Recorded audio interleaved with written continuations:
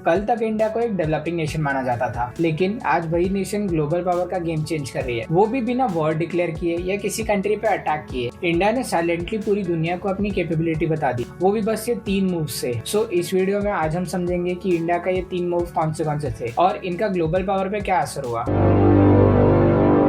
पहले से है ना, इंडिया को एक नॉन अलाइन नेशन माना जाता है, बट अभी के टाइम पे इंडिया सिर्फ एक न्यूट्रल नेशन नहीं है, बल्कि इंडिया ने बहुत ही स्मार्टली अपने इंटरेस्ट के हिसाब से नेशन से कनेक्ट हो रखा है। यहाँ इंडिया ने ना एक नया अप्रोच अडॉप्ट किया है, जिसे बोला जाता है मल्टी अलाइनमेंट। इसका मतलब है ना कि इंडिया किसी एक कैंप का है ना परमानेंट मेंबर नहीं बनना चाहता, चाहे फिर वो यूएस हो, रशिया हो या फिर चाइना हो। अगर इसके एग्जाम्पल की बात करें तो इंडिया है ना यूएस, जापान और ऑस्ट्रेलिया के साथ है ना क्वाड का मेंबर है, जिसका मेन गोल है ना इंडो पैसिफिक रीजन में सिक्योरिटी मेंटेन करना है, एज वेल एज चाइना के एक्सपेंशन को है ना कंट्रोल में रखना है। लेकिन साथ ही साथ है ना इंडिया रशिया से डिफेंस सिस्टम और न्यूक्लियर कोऑपरेशन को भी है ना कंटिन्यू रखता है। एज वेल एज रिसेंटली है ना इंडिया ने यूरोप के साथ एक फ्री ट्रेड एग्रीमेंट साइन किया है। ऑल्सो इंडिया ने है ना मिडल ईस्ट के साथ एक एनर्जी पार्टनरशिप साइन की है। अब आपके दिमाग में आएगा कि यार इसका फायदा क्या हुआ। इसका फायदा ये हुआ ना कि अगर इंडिया को है ना यूएस प्रेशर करता है तो इंडिया है ना रशिया के साथ ट्रेड कर सकता है, और अगर रशिया इंडिया को प्रेशर करता है तो इंडिया है ना वेस्ट के साइड जा सकता है, जिससे है ना इंडिया को कोई है ना इजीली ब्लैकमेल नहीं कर सकता। ये स्ट्रैटेजी है ना इंडिया को एक स्ट्रॉन्ग बार्गेन पावर देती है। ऑल्सो हर कंट्री यहाँ चाहता है कि इंडिया है ना उसके साइड पे हो, और जब बहुत सारे लोग आपको चाहने लगे तो समझ जाना आप बड़े स्ट्रॉन्ग पोजीशन पे हो, जो कि इंडिया के केस में है।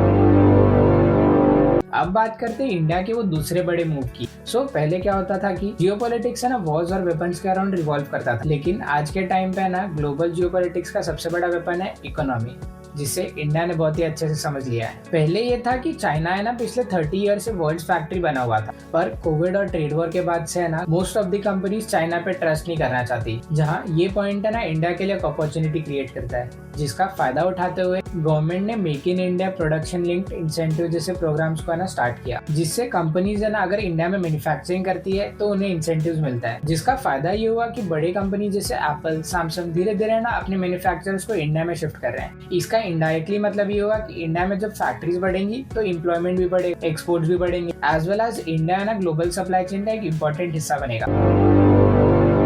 तो अब बात करते हैं इंडिया के वो तीसरे और पावरफुल मूव के बारे में। इंडिपेंडेंस के बाद से ना इंडिया का माइंडसेट हमेशा ना डिफेंसिव पोजीशन में रहता था, बट आज के टाइम पे ना इंडिया ने वो माइंडसेट बदल दिया है, बिकॉज वो अभी डिटरेंस माइंडसेट में रहता है। जिसका मतलब ये हुआ कि इंडिया सामने से वॉर तो नहीं करेगा, बट अगर किसी ने ना इंडिया के खिलाफ वॉर इग्नाइट किया तो इंडिया है ना वहाँ शांत नहीं बैठेगा और उसका बराबर से जवाब देगा। अब ये माइंडसेट शिफ्ट की वजह से ना इंडिया ने इंडिजीनियस डिफेंस सेक्टर पे ज्यादा फोकस किया है, जहाँ डिफेंस प्रोडक्शन जैसे aircraft, submarine, drones, warships, fighter jets gradually है ना सब कुछ इंडिया में बन रहा है। जिसका मेन बेनिफिट ये है ना कि इंडिया का है ना foreign dependency as well as war time suppliers का ना बहुत कम हो रहा है। जहां इंडिया के मिसाइल प्रोग्राम्स जैसे अग्नि, ब्रह्मोस और हाइपरसोनिक टेक्नोलॉजी ने ना इंडिया को एक लॉन्ग रेंज स्ट्राइक कैपेबिलिटी दी है। साथ ही में इंडिया स्पेस वॉरफेयर और साइबर वॉरफेयर जैसी कैपेबिलिटीज को भी डेवलप कर रहा है, बिकॉज ये फ्यूचर वॉरफेयर के सबसे इंपॉर्टेंट डोमेन्स माने जाते हैं। और तो और इंडिया सिर्फ अभी वेपन्स को इम्पोर्ट नहीं करता, बल्कि उसे एक्सपोर्ट भी करता है, जो ये दिखाता है कि इंडिया वेपन्स के मामलों में एक स्ट्रॉन्ग प्लेयर बन रहा है।